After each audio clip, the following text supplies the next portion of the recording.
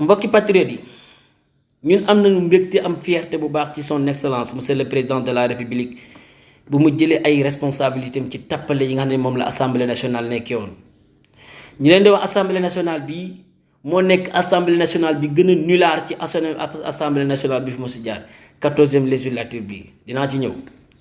kon son excellence monsieur le président de la république bu jëlee dogal tas assemblée nationale mu nekk li nga xam ne nii moom la sénégalais yëpp bëggoon ndax sénégalais yëpp bëggoon nañu assemblée nationale bi ñu tas ko pour yóbbu ay député yu mature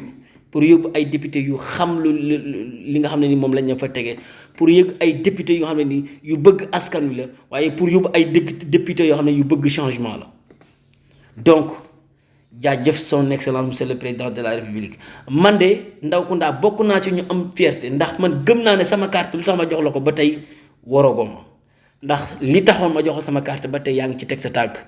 ndax jaayoo kenn doole foqar niwoo benn luwaa salfaañoo benn ak yelleef li la yoon may rek ci nga nekk kon jërëjëf uute naag président yi fi nekkoon xamuñu yoon xamuñu droit xamuñu conseil constitutionnel xamuñu assemblée nationale ñoom lu leen neex rek ci la ñu nekkoon doon jaay doole askanu Sénégal guddi ak bëccëg kon ñuy sant yàlla ba nga xam ne ñoo ñu jógee nañ fi yow mii nga ñëw di doxal yoon te en tant que nga ne fekk yaa ngi ci sa lii bi fekk yaa ngi ci di gouverner tappale moom du mas a nekk ci kaw dëgg lii moom son excellence ñu ngi la siy jaajëfal bu baax di si jaajëfal son premier ministre Ousmane Sonko. dañu ñëw ci assemblée nationale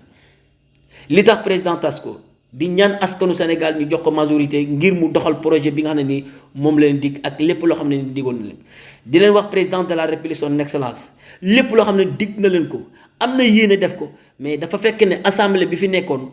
amul yéene gunge ko ci li nga xam ne nii moom la leen digoon comme projet